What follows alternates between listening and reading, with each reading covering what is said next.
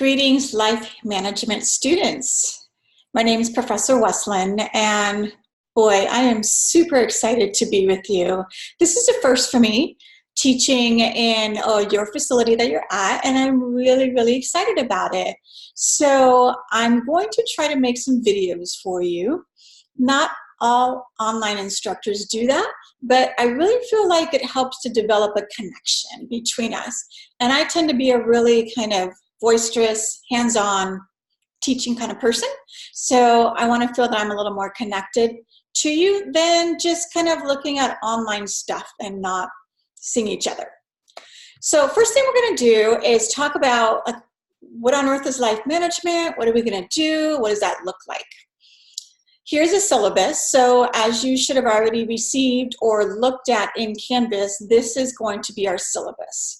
And if you've never had a college class before, understand your syllabus is gold. It is all important. It's super important because it kind of tells you where we're headed, what we're doing, what's due. And so let's just run through it and talk about some of the important points here. Right, as you know, this is an online course, so we will really not meet face-to-face. However, you will be doing all of your work in our online Canvas system. So life management, we're going to talk about lots of different things, and we'll get into what we're going to talk about there. So, you can read all this kind of stuff. I'm not going to take my time to go through it. I have provided a textbook, and so we're going to use this textbook as our guide for this coming fall semester, along with other videos and other PowerPoints and other material that we will use to increase our learning. All right. DSPS really refers to our Disability Services Program. Many students have an undiagnosed disability. Maybe when you look at paper or words, they look backwards, or something seems funny all the time and it's hard for you to learn. That means that maybe there's something going on and we should look at disability services. All right, our course schedule. So this really basically outlines the different weeks that we will have in our upcoming fall semester, and it should align pretty much with our textbook. Right? So if you open your textbook, you see there's 14 chapters in our textbook. We will be tackling one or two of those chapters every week, along with additional material, right? So here's our outline. You can look through that. All right, and then we come to class expectations. So this is really important to know. Not only what should I expect of you as a student, but what should you expect of me as your instructor? So attendance in an online class, really, again, like I said, all of our work is going to be uploaded or it's going to be done on the computer on Canvas, which is our learning platform.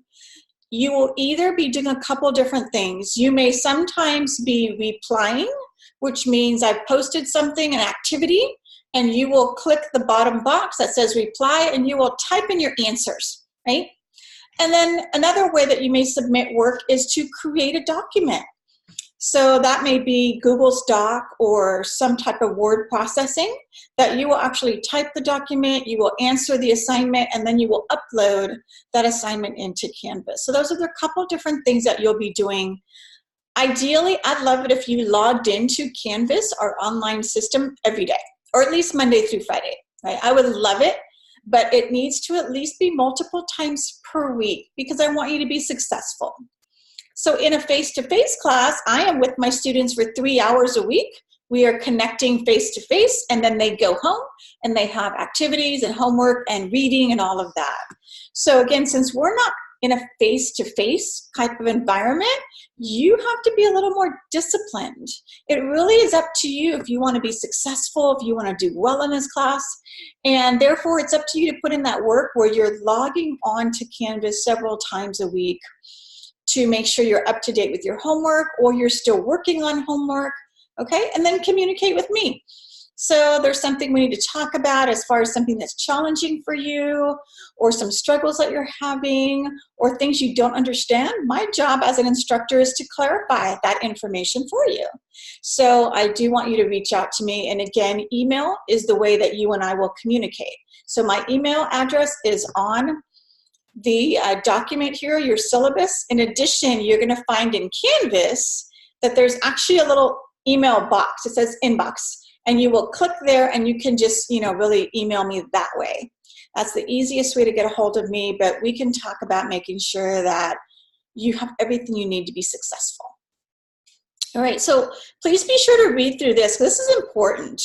What this is talking about is that since you and I are engaging in an online class, I can't see your face, I can't see your tone, I can't see all of those different types of things. And so I need to make sure that you're following these rules. In other words, being polite, having respectful conversation. We can disagree with each other, and I actually like that sometimes because I want to hear different opinions. So I don't mind that. Disagreeing is part of life, and that's okay. I encourage you to think with your own thoughts and use your words, right? But do it in a respectful manner. We don't want to offend people. And one of the main things with online classes is I can't really understand your tone. Like if I'm saying something to you, you can, in this video, you can see me and you can see my body language, you can see my facial expression, and you can tell if I'm happy or not, right? When we're writing to each other on the computer, we can't see those things. And so I want to make sure that, again, you're just following these guidelines here of using appropriate language and appropriate behavior in our conversations online, right? So assignments. So again, your assignments you're going to see are posted in Canvas, and we'll go through and look at what that looks like shortly. But basically, you're going to look every time you log in to see what assignments you have for that week. I typically open up a new lesson every week, and it'll have several things in that lesson, and you can work at your pace to complete them by the deadlines. There will be some exams in this class, and there are no makeup exams. So in other words, online, I will give you about 4 days where I say this exam is open, and you can pick a day and time to start the exam, right? And then you need to finish it in that time frame. There will be a specified time for that, right? So you'll want to do that. It outlines to you how to submit your paper assignments if we have any paper assignments, and it gives you the late policy. Right? So when I was in college, they actually did not allow me to turn in late work. Right? That's a college expectation, is that when there's a due date on an assignment, you turn it in by that due date or you lose points for that assignment. So I do have a late policy assignment. Basically, I allow students to submit work only 1 week late. So if your assignment was due on a Friday, you have until the following Friday to submit it. If you're going to submit it late after that time, you can no longer earn any points for it. Now, you will be penalized for late work because we need to learn to be on time, right? So there is you can see here, a point penalty for late work, but I'd still rather you turn it in late than not at all. Right, make sure that we're reading our academic, honesty policy, really. And then I go through a couple different characteristics or things that you should think about if you want to earn an A in this class, or if you want to really be successful in this class. These are some of the study habits that students have who are my A students, right? So you can look here and see, that they're going to read the material. I always recommend that you read your textbook after you and I talk about it. So for instance, we're going to have chapter 1 this week. I would prefer that you watch this video with me talking about chapter 1, and then you read the chapter after we talked about it. Because what I'm doing when I'm talking about it with you is I'm kind of directing you in what to focus on.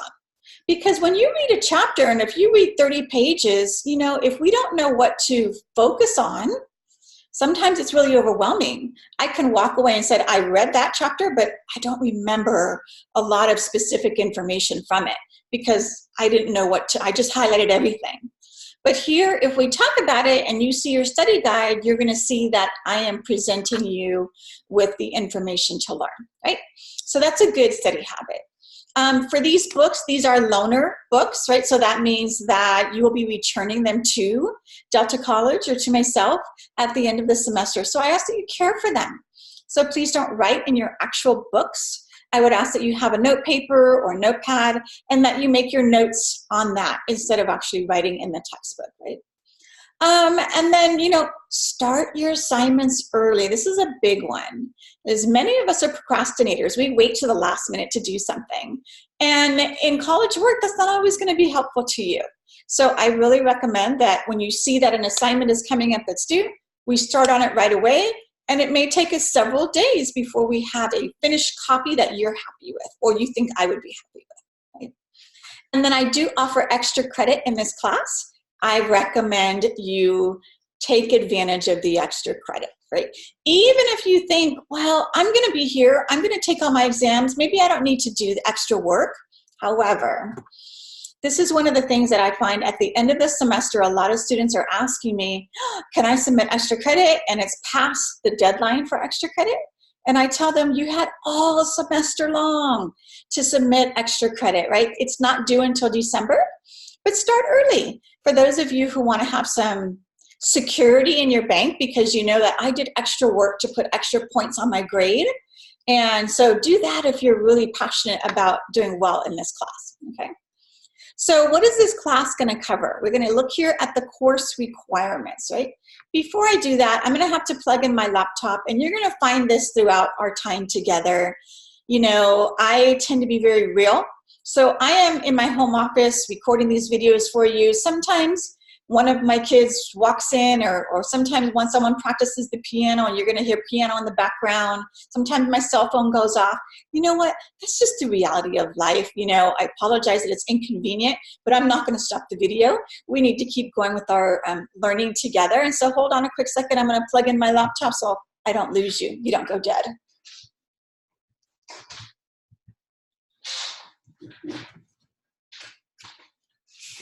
All right, and again, like I said, you're gonna find I'm a really real person. I am just gonna, you get me with all of my faults and all of my issues that come with me too. All right, so course requirements. We're gonna have 3 exams. So we're gonna take our 14 chapters in our book, and we're gonna break them up in sections. And I'm gonna break them up in 3 different sections. And so for each exam, you only need to know 4 or 5 chapters.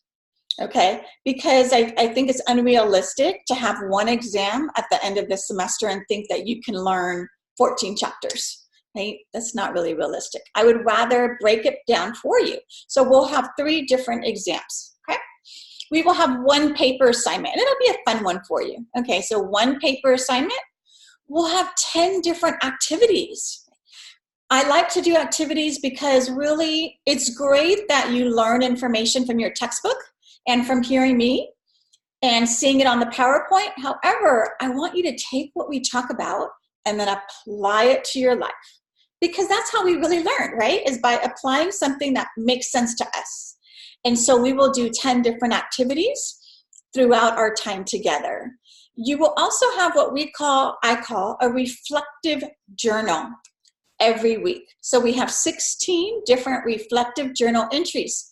Think of this as like a private diary, or think of it as a space for you to reflect, which means process and think about what we learned that week. So I want you to, so if we, our first week, we're going to talk, about several different things, about self-belief, about your values, about who you are, learning more about that, right? So we're going to talk about lots of different things. And at the end of the week, I want you to have a free space to say, wow, this really hit me. Like, I never really thought of this that way. Or, wow, I need to do better at believing in myself because I really struggle with self-confidence, right? Be honest and be real.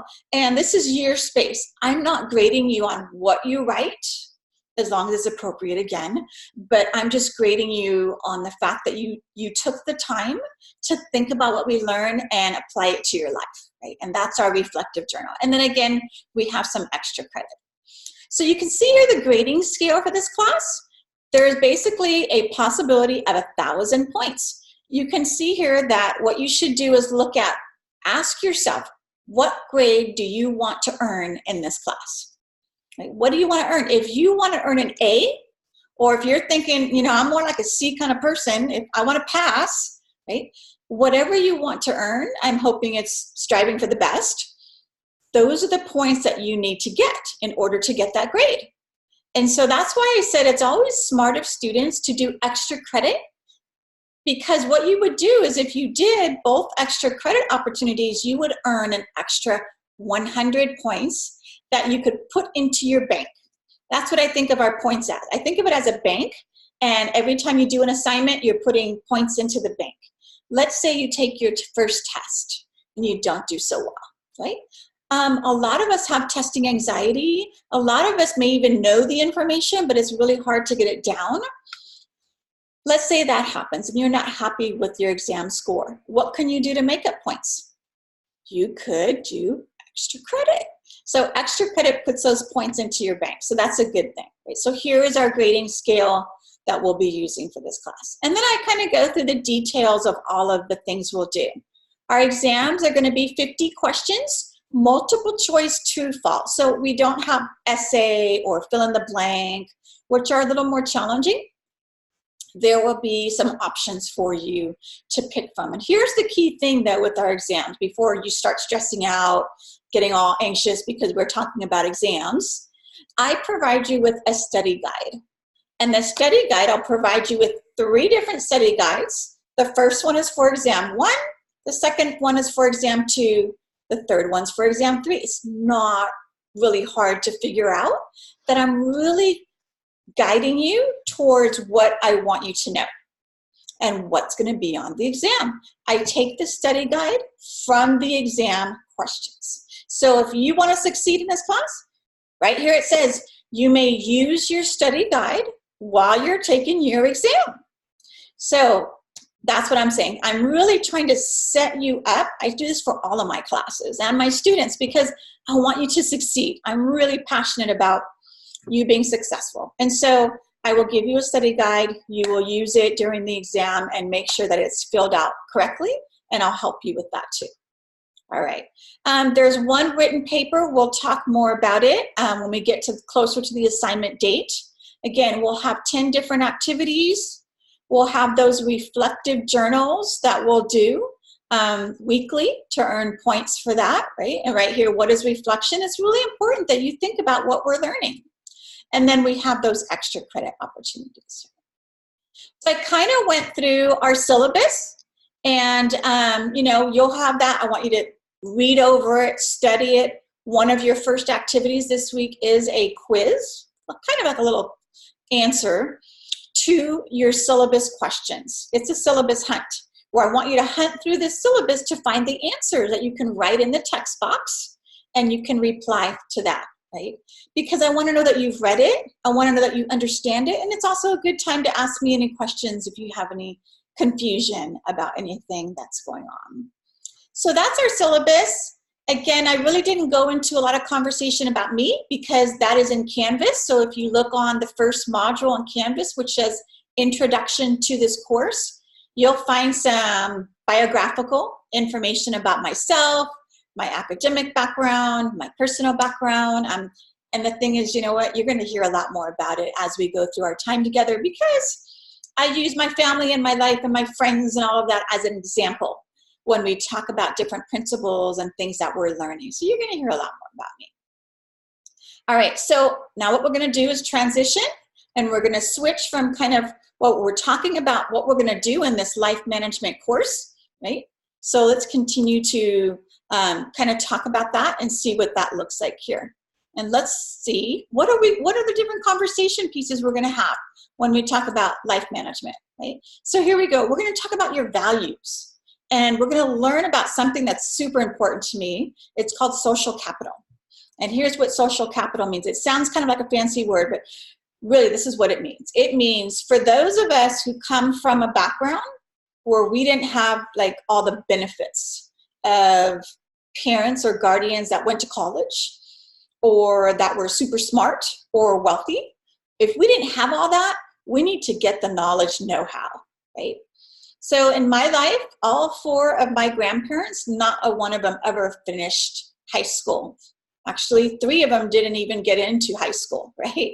They stopped school or education in their elementary years because they had to work, right? I come from a low-income background, and so my parents had to kind of learn how to get to college and how to make money because they didn't have anyone teach them that. That's what social capital is. It's the know-how. It's getting to learn, how do I be successful when I don't have like a lot of people that showed that to me growing up, right? So I love it. It's super important. We'll have a great story about that. we're going to talk about setting goals, right? Because without goals, you kind of flounder around. You don't really have a path. We're talking about motivation. This is important because when it seems like life is against you, maybe people are against you, how do you motivate yourself to continue forward when everything seems to be going wrong? Okay? What kind of learner are you? So what we mean by this is that many of us fall into 3 different categories of learners. We are visual learner. I'm a visual learner. I love to have things I can see. That's why I make videos for my students, because a lot of my students, they love to be able to see as I talk about what we're learning in class, right? They're visual learners. Other learners are auditory learners. So these learners do really well by listening. So these students tell me that what they'll do is they'll play my video, but they don't actually see the picture, but they'll play it over and over. And they can listen to it over and over, because then the information, the knowledge that I'm sharing for the test or for what we have going on sinks into their brain. And then we have the third kind of learner, who is what we call kinesthetic, which means hands-on learner. And these people learn when they do an activity or they do a task, because that makes sense to them. And we're going to find out what you are. We're going to talk about your identity. And this is a big one for me, because I really firmly believe, how can you manage your life if you don't know who you are?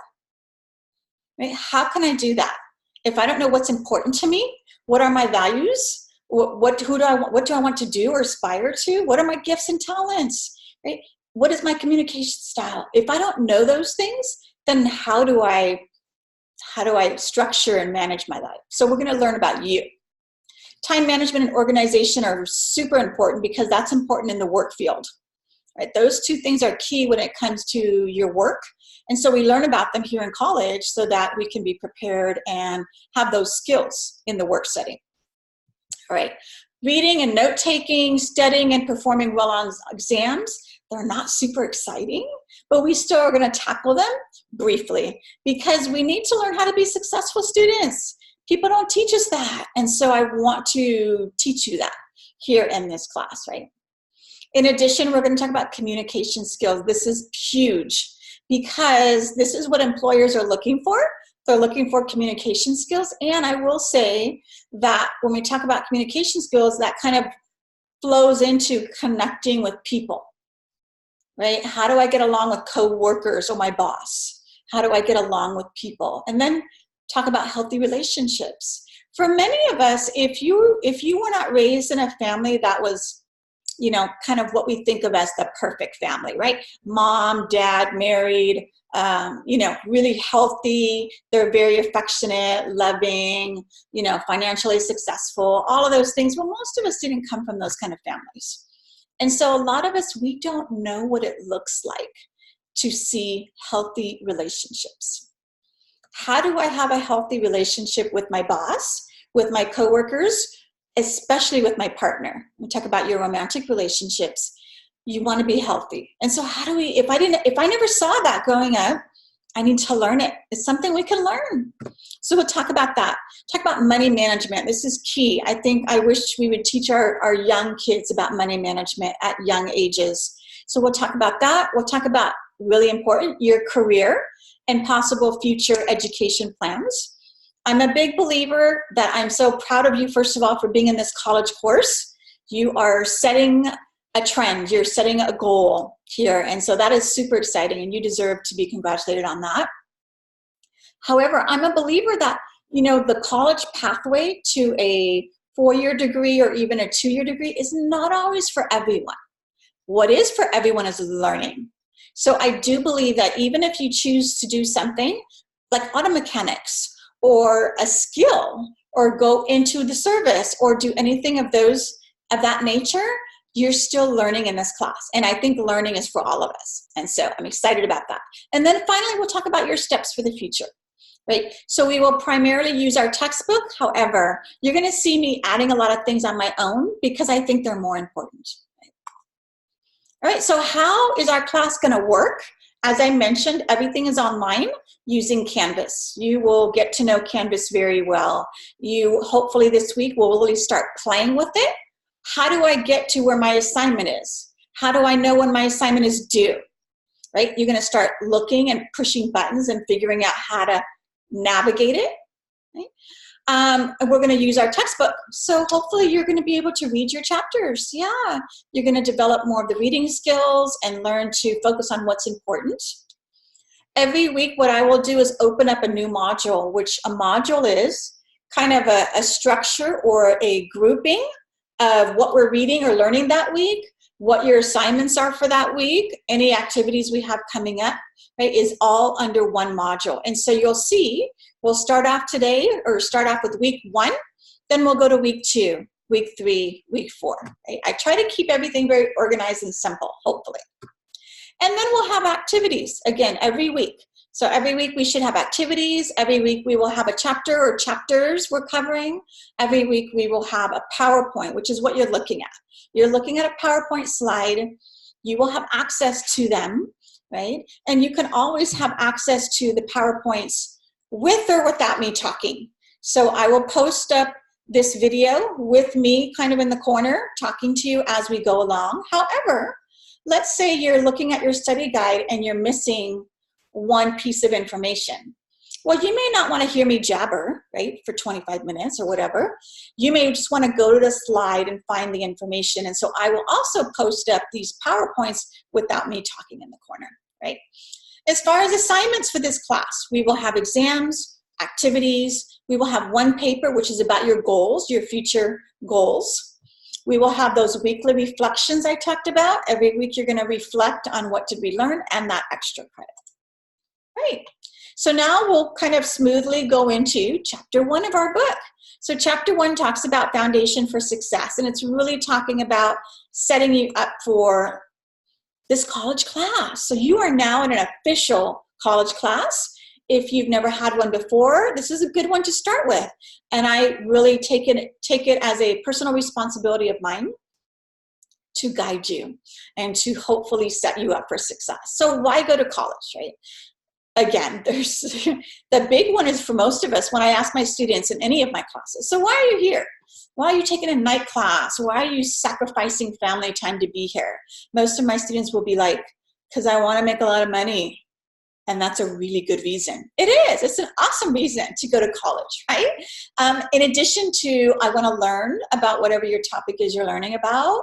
But basically, we know from research that if you go to college and you earn some degree, you are wealthier and healthier than those who do not, than high school graduates. And so not just wealthier, but actually healthier, because we learn so much more in our classes. Like in this class, we're going to tackle and talk about stress management, diet, eating right, and exercise. And those are really important things that do well for us in life, right? So again, your college instructors, you know, are going to have these expectations of you. They expect that you want to be here, number one. This is not high school. In high school, we had to be there, right? We didn't have a choice about it, so we were there. Here we are in college, and especially those of you who are high school age or who are in high school taking a college class, which I do teach a lot of high school students. So I have some students that are only 14 and 15 years old, and they're taking college classes, right? A lot of motivation and commitment to do that. But I still have the same expectations of them as I do all of my college students.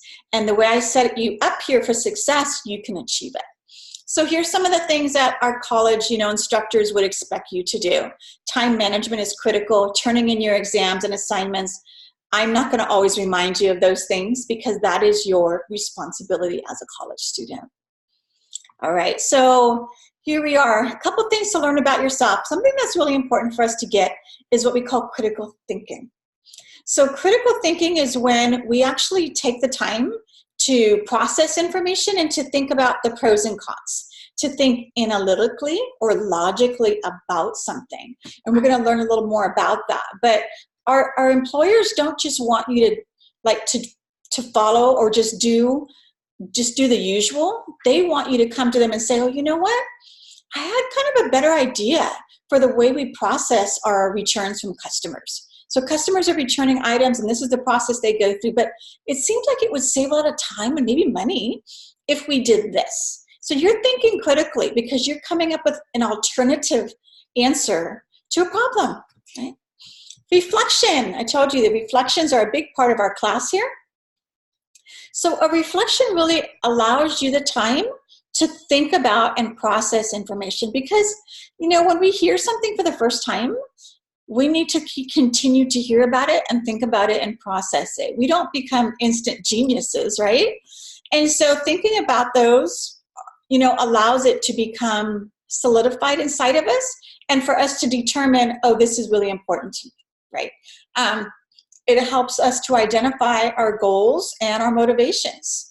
And reflecting on where we are challenged or our struggles can really help us identify, like, so what skills do I need to strengthen?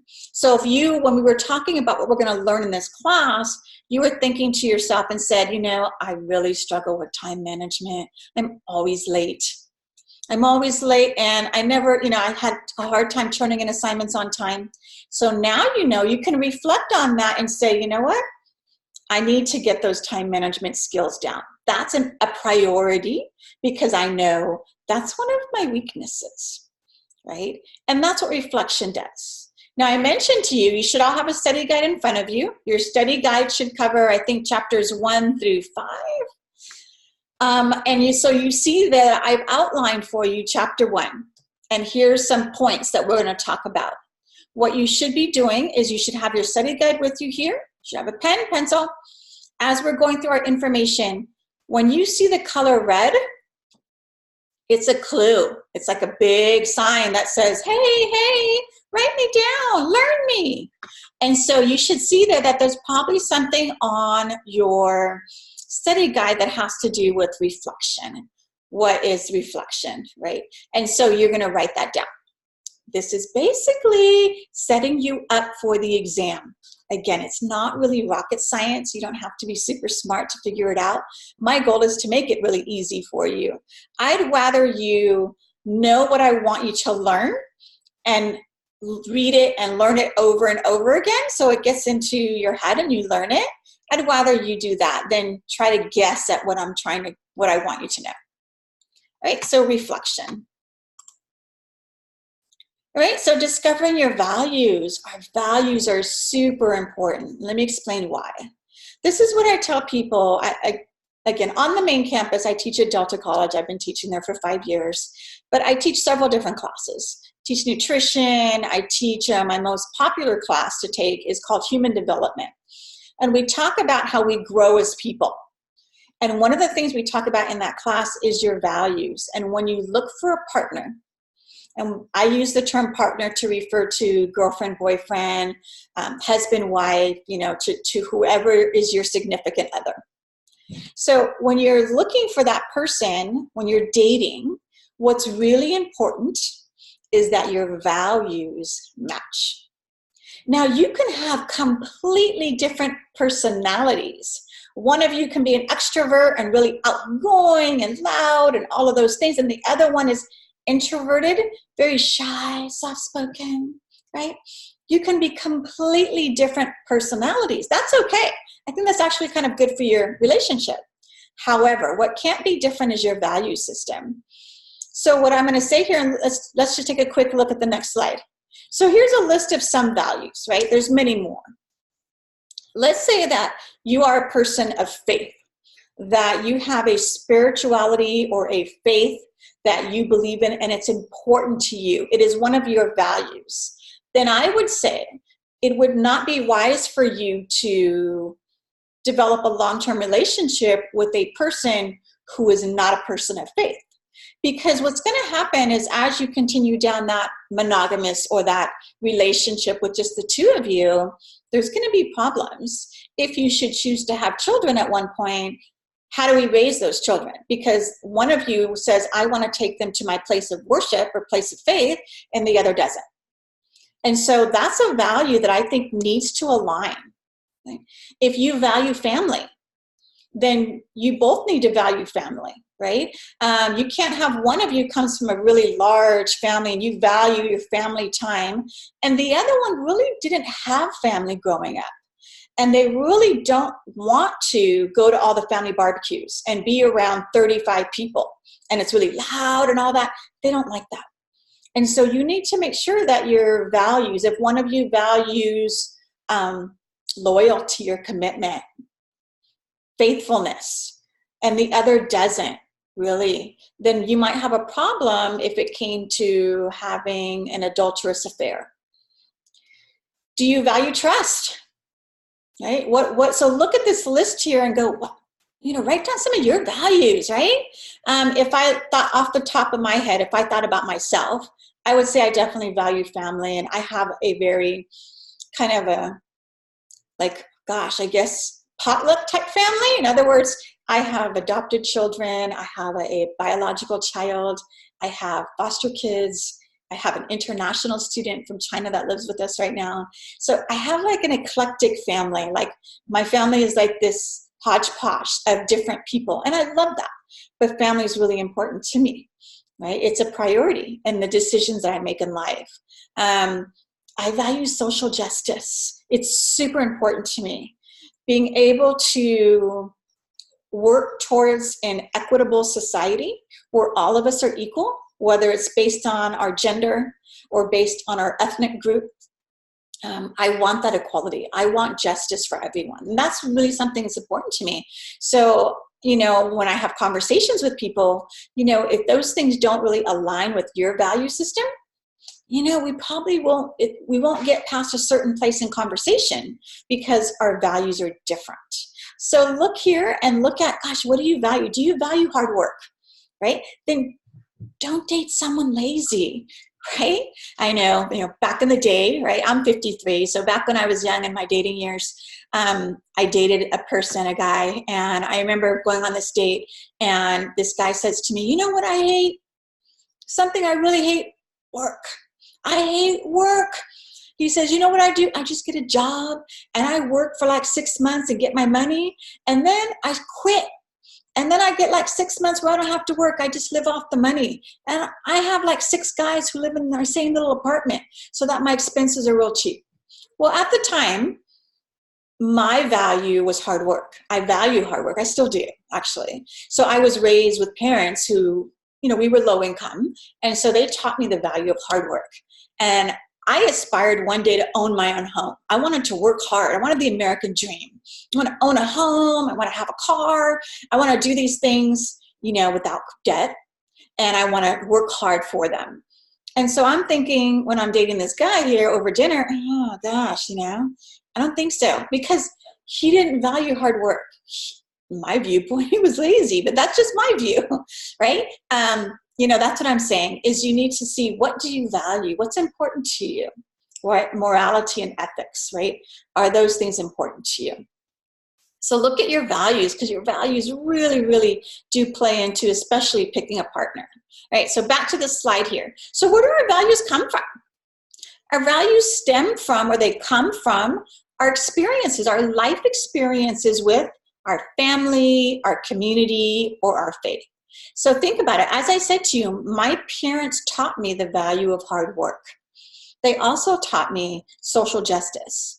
Growing up, we did a lot of volunteer work because that's what my parents believed in. They believed in giving back to the community.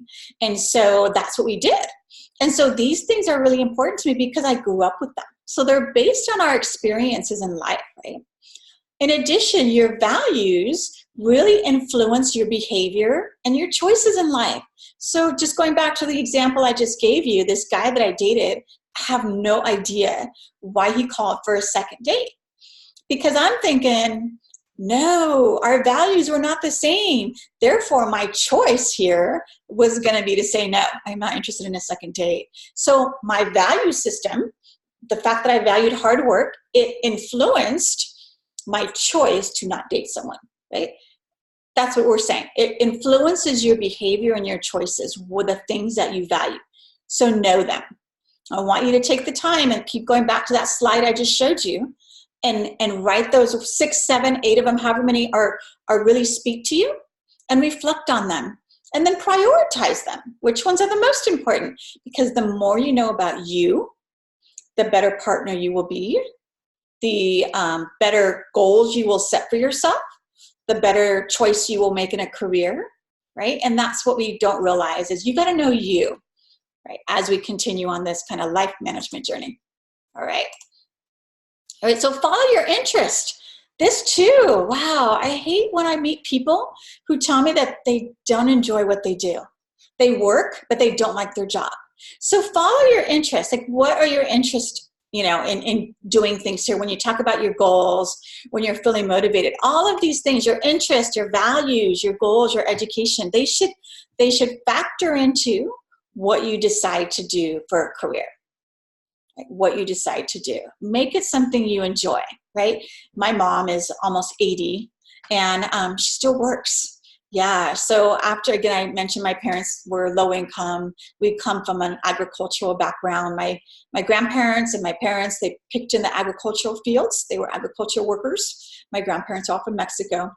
And, for my parents, they had to learn about college and they had to learn about education. And it wasn't until they were later in life that they figured that out. And my mom just realized, I want to fight for people. I want to be a lawyer. She was like, I want to argue and fight for people and fight for what's right. And so she actually did it. She was a lot older in life when she finally got her law degree, but she did it. And so here she is, almost 80. And I keep saying, Mom, when are you going to retire? And she goes, oh, I get clients that call me. They need my help. And I like what I do. It interests me. I like what I do. And when I like what I do, it's not work.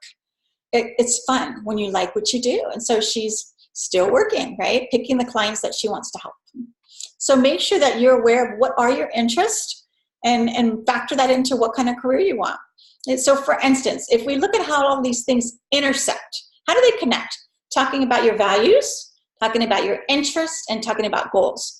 We can see here that there's some examples you can go through looking at people's different values, interests, and goals. So for Lisa, she values supporting her family financially. That's something important to her, right? She also values developing her knowledge and skills. So she wants to grow and continue to develop, right? Now her interests in life are writing. She likes to write, and she likes working with people. Right?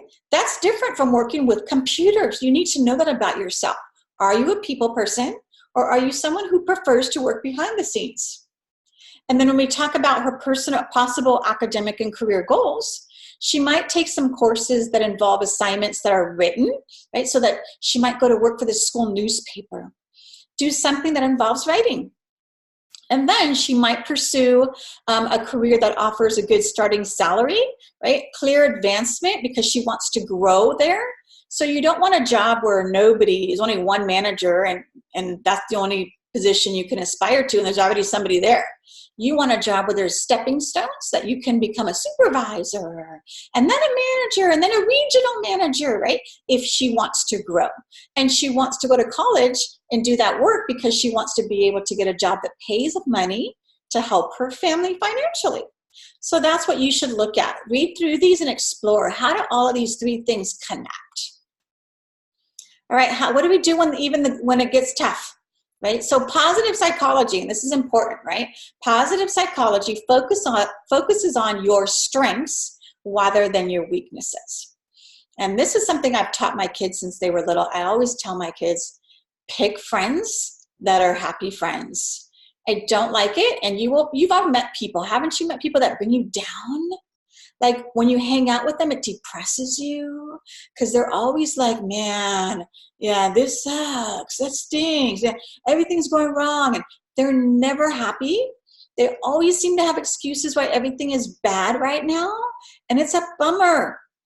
Don't hang out with those people. No, hang out with the people that even when they're going through hard times, right, they have a positive outlook or they're still working towards their goal. Hang out with the positive people. So that positive psychology says we need our self-efficacy, which is kind of like self-belief. It's like having a plan and knowing that plan's going to work out. Resilience. Resilience is really overcoming when things get tough, like overcoming challenges. Hope. So if we ever lose hope, we're in despair. And despair means that you pretty much can get in bed and not get out of bed because you have nothing to look forward to. So you don't want to be that. You want to always have hope, even when it's tough.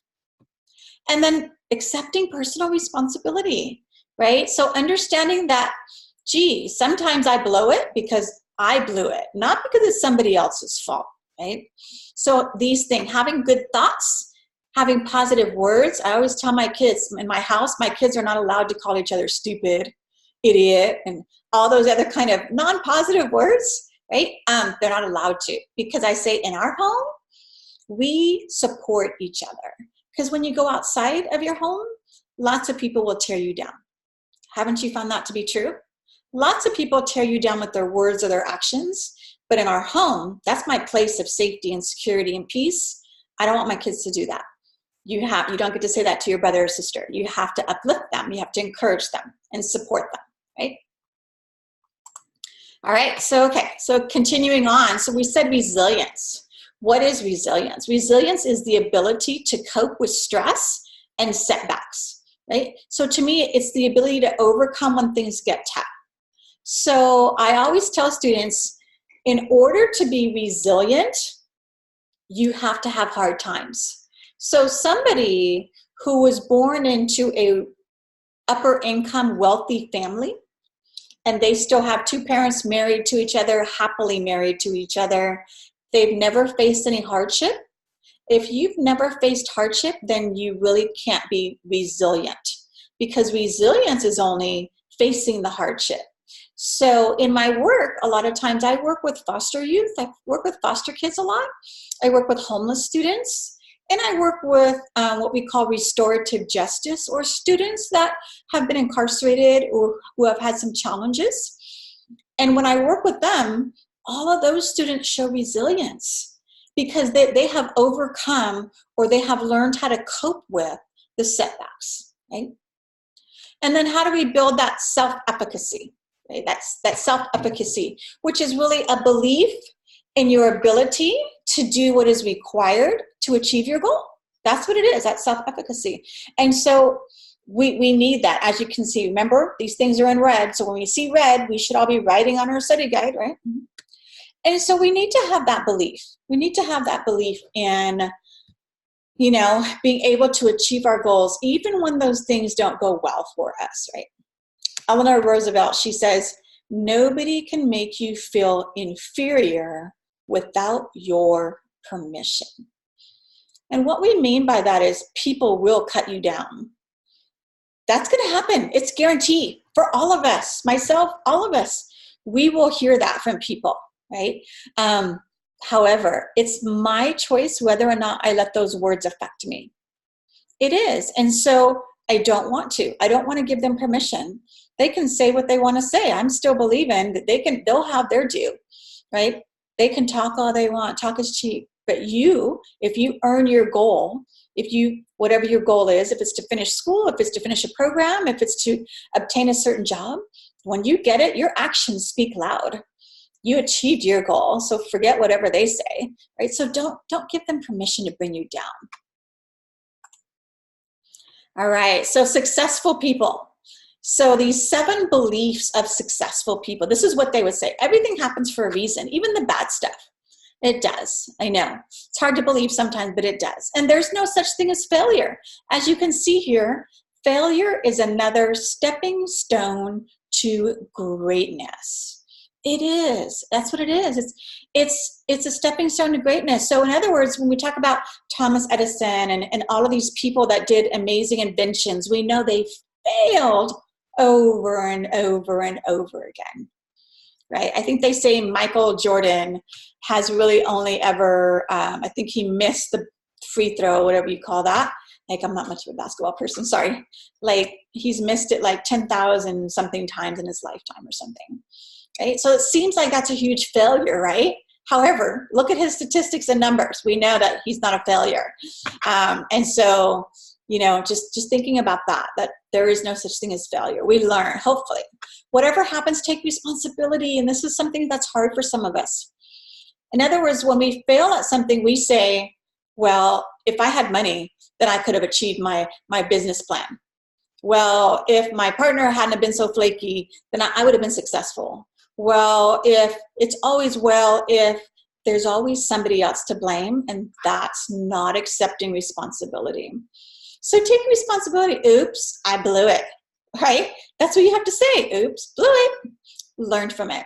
You don't need to understand everything in order to use it. So this is true. Sometimes I didn't understand what advice people were giving me when they would say, you've got to learn how to do this. And I would say, why? I don't really get it. It's just that I should listen to wisdom. I should listen to older people or people who have done what I've done ahead of me so that I gain that knowledge, right? Others are your greatest resource. So this, again, is something we as people struggle with. We tend to feel like I need to do everything on my own. I don't need your help. I can do it. And that's not true. It's just not true. We need other people. If you're smart, when I teach you about social capital, you're going to realize that other people can really make or break whether you're successful. And I'm going to show you how to tap into that, right? So others, people, are our greatest resource, something that we can use. Work is play. As I mentioned to you, my mom finds her work to be fun. So that's what we want. We want it to be when we go to work, we enjoy it. And success takes commitment, right? Have you ever met those people that they've tried 20 different businesses, or they've started school 20 different times with 20 different majors, and they always fail. They just drop out because they're not committed. Marriage takes commitment. Relationships take commitment. And unfortunately, commitment's not really popular, and it should be, because it's super important. You really are not going to achieve some of your goals without being committed to them. So we'll talk more about that. All right, so what do we do again when it's tough? We keep that hope alive. Hope is so important. So hope is defined as the feeling that you can achieve your goals and the events that will turn out for the best. So it's really just this continual process that even when things look bleak and things look like they're all against me, I'm still going to hold on to hope. I'm just going to have to believe, right? I'm just going to have that hope, and that is really important. And take that personal responsibility. As I said, not making excuses. Don't make excuses. First of all, define your own goals. Don't let somebody else do that for you. Find out what are your interests, what do you like, do you want your goals to be. Then create plans for accomplishing your goals. And we'll do a little bit of that in this class. Right? Seek out resources. The word resources really means either people or information that can help you achieve your goal, right? And then getting help is a form of personal responsibility. So when we say get help, it means reaching out to other people. So for instance, if you emailed me with a certain question because you were confused about an assignment or didn't know what to do, you're getting help, and that is taking personal responsibility compared to my students that I never hear from them. And then they fail the class. And because they never reached out and said, I just didn't understand, or I wasn't sure what to do, right? So take that personal responsibility and keep thinking, all those negative results, turn them into positive ones. Like I said, it's a stepping stone. Keep thinking that you're super, right? No matter how pathetic you feel, like in your little tiny cape, right? Still think I'm super, and I may not be where I want to be right now, but I'm on my way. All right. Research shows us if you have hope, you're more likely to succeed. So you can see here whether students had low hope or high hope, it shows here the difference, and that if we just hope, it's a really powerful motivator, and you want to be motivated to achieve your goals. Right? So learning from our strengths and weaknesses, right? Know these. We're going to have to learn about them. And there's nothing wrong with admitting our weaknesses. Some people find it to be weak to admit that you have weaknesses. I totally disagree with that. I actually think it's strong, or it shows strength if you're able to acknowledge the areas that you need to improve, right? So use your strengths in these ways, right? That positive psychology we've talked about here, which is your self-belief or self-efficacy, right? Your sense of hope, having that hope. a willingness to take that personal responsibility and that resilience, that ability to overcome or to cope when things set you back. Andy Stanley says that when we lead, or when we are leaders of people, or even leaders of our family, when we lead with our strengths, right? We can do that. We can lead and show everybody how strong we are, right? We can do that, and we should do that. However, people really do respond, or people connect with our vulnerabilities. And let me tell you, vulnerability is different from weakness. Like, okay, so for instance, in my classes, when I start off, again, some of my classes, we talk a lot about emotions. And I'm asking students to write and to share with me bad stuff or stuff that happened in their childhood, trauma, abuse, these things that are hard sometimes to talk about. And what I realize is that, when they see me up in the front of the class, and my classes are large, I can have 200 students in a room, and I'm up there and I'm talking, and they see my credentials, and they know, yes, I earned a doctorate degree. I have gone through a lot of education. I'm at that place. They kind of think to themselves, I could never be like her. Like, she's way successful. And that's not me, because I came from a life with lots of suffering and lots of challenges. And so I can't do that. However, what I do is I get really vulnerable with my students, and I share with them the realities of my life, which are sometimes similar to some of the realities of their life. And in that vulnerability, I don't see it as weakness. I see it as a connection, right? So when I share with my students that I am a survivor, I am a survivor of childhood molestation, I'm a survivor of domestic abuse, I'm a survivor of loss. I lost my only brother at 28 to AIDS, and it was truly painful, truly, right? I've been through stuff in life. It's no more greater or less than your stuff, because you each have your own story, right? But when I share these with my students, it makes me vulnerable, because I'm being honest and I'm being real, and it helps my students to connect. They see my strength because they see all of my qualifications, and I hope I'm a good teacher. They see all that, but they connect when I get real and when I show them, yes, I have those strengths, but you know what? I went through a lot of stuff too, and I use those things to motivate and to help me to excel. They're part of my history. I don't hide them. I don't, because I don't want to, I have to grow from them. I have to learn from them. And my story can help other students who have maybe shared similar experiences. And so that's what we're saying here. Yes, lead with your strength, show your best foot forward, but don't be afraid to reveal your vulnerability. Don't be afraid to share real stuff, because people will respond to that real stuff, right? It's not a weakness. All right, we're going to find in this class a little later in our semester together, we're going to be going through what we call the ACEs, which is an academic and career excellence system. We're going to learn a little bit more about your strengths and weaknesses. And this is important, right? Because I said this class, hopefully we learn more about you. And so we're going to reflect and learn about those different things in this class.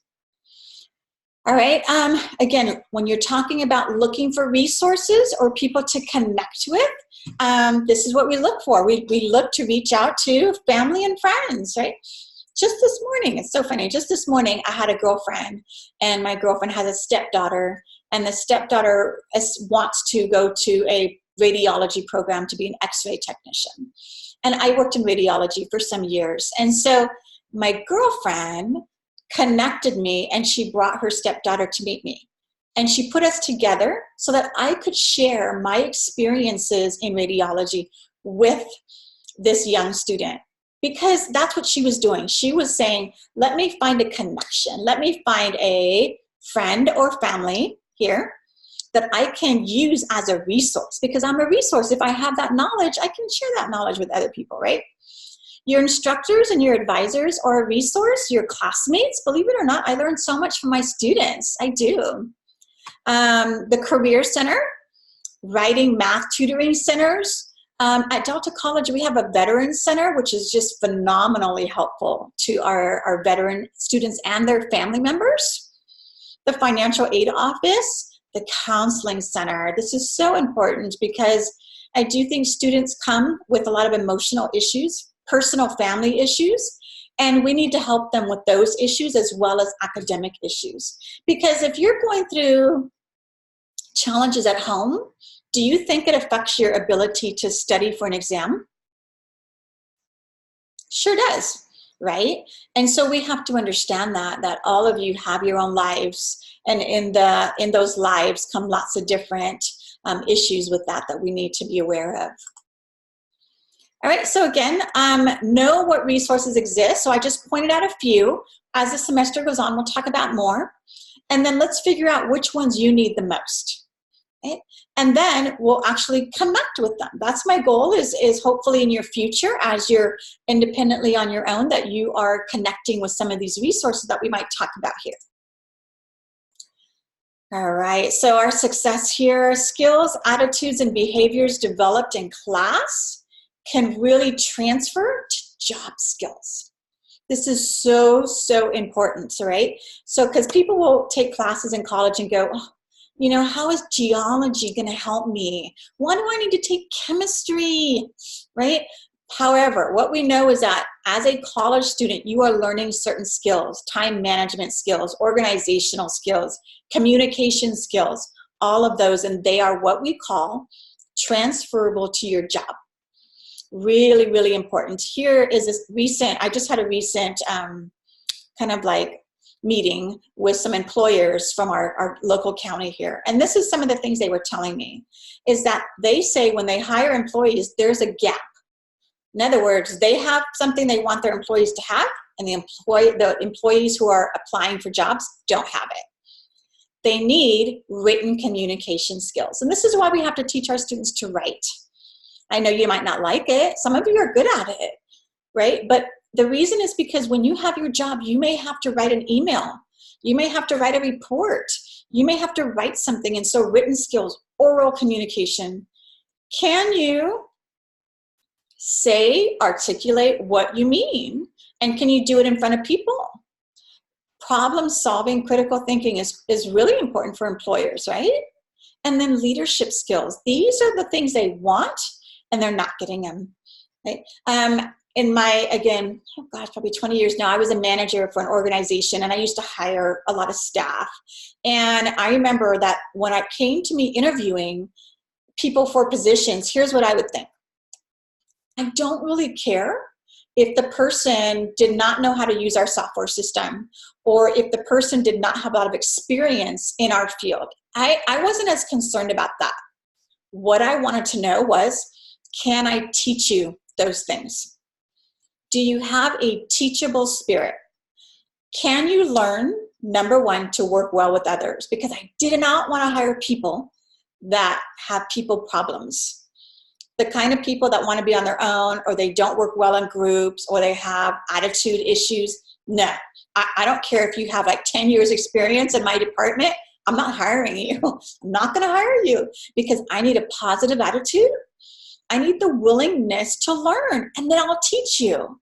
And so that's what we want here. We want good communication skills. We want that ability to learn. So that's why what we're learning here in this class, and in hopefully some other future classes or programs you may go through, will be useful. And here's how it's useful here.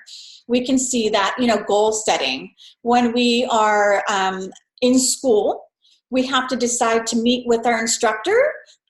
Say you make a decision that I need to be emailing or meeting with my instructor, even online, right? So I can make sure that I'm doing what I'm supposed to do.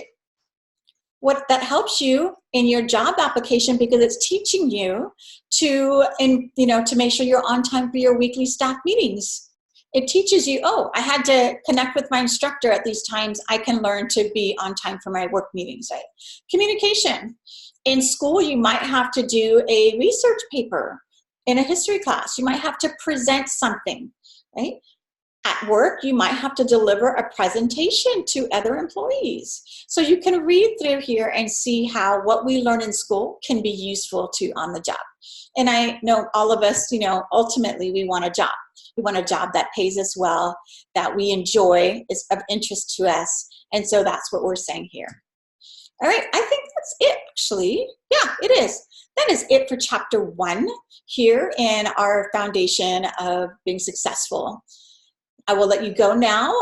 We will continue to have some things going on this week. I will have a video up about social capital in our next exercise, but I'm super excited about this semester with you all.